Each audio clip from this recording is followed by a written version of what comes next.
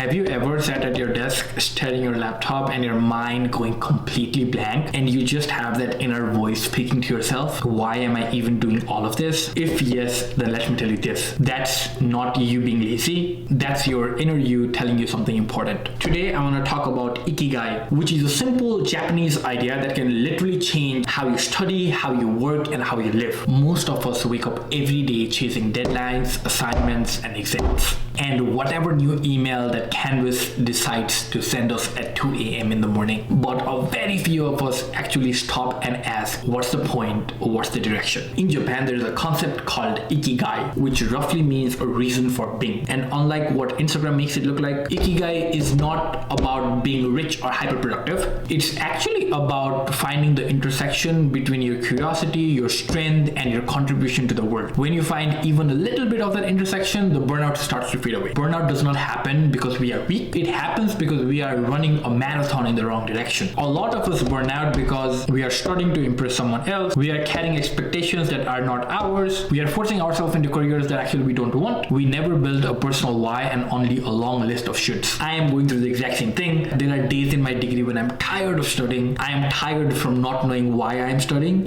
And that's the difference. Hard work does not burn you out. Meaningless hard work does. Ikigai is made up of 4 parts. What you love. These are the things that you naturally gravitate towards. For some people, it's coding. For others, it's problem solving, designing, writing, teaching. It can be anything. I like to call this feel alive moments because these are the moments when you feel alive. The next thing is what you're good at. And these are your skills. Not all of them will feel natural, but they improve with practice. This can be public speaking, lab techniques, research, editing, writing, designing, leadership, you name it. You also need to think about what the world needs. This does not have to be dramatic like save the planet. It can simply be making someone's life easier, solving small problems, sharing knowledge, creating value. In today's world we live in, it really needs patience, creativity, good communication, clear thinking, and curiosity. Moving on to the practical side of things is what you can be paid for. So Ikigai is not about finding this one perfect path. It's about moving slightly closer to the things that really matter to you. You don't need your entire Ikigai to be figured out. I just think that you need enough clarity just to take the next step. I like to think of life like walking through a fog. I can only see a few feet ahead, but I know that as long as I move in the right direction, I'll be fine. Here are some few simple exercises that changed everything for me. Ask yourself, what activities make me forget time? Those moments hold clues to your Ikigai. The talk for 2 hours test. What topic can you talk about non-stop without getting bored? That is actually your passion speaking before your logical brain shuts down. Next is the useful to someone test. When do you feel genuinely helpful to someone? Solving a problem, explaining a concept, writing something, building something. Those tiny sparks matter. Next is going to be the Notion Ikigai map, and this is one of my favorites. For this, you want to make a page with 4 columns: what you love, what you're good at, what the world needs, and what you can be paid for. You want to fill it out very honestly, and you are likely to start seeing patterns. Next is the 1 degree shift rule. Don't try to change your whole life. Just shift 1 degree closer to what feels meaningful to you, and that's it, because small shifts compound. Burnt out is not always about doing too much. Sometimes it is about doing too much of what does not matter. Here's the truth. Rest is not opposite of productivity, but it is a part of the system. A few reminders if you have made it this far. You don't have to be the best, you just have to be aligned. Slow productivity is still productivity. Not every assignment deserves maximum effort. You can work hard without destroying yourself. When your work connects to your why, even loosely, it stops feeling like a burden and starts feeling like a momentum. I really want to leave you with this. You don't need to know your ultimate purpose at 18, 20, or even 30. In fact, honestly speaking, I don't know mine even until now. Ikigai is not something that you're going to discover in one night. It's built slowly through experiences, mistakes, curiosity, and tiny wins. Just pay attention to what excites you and what you're good at and what feels meaningful. Let those things guide you, and if you even take 1 step closer to your Ikigai today, that's just more than enough.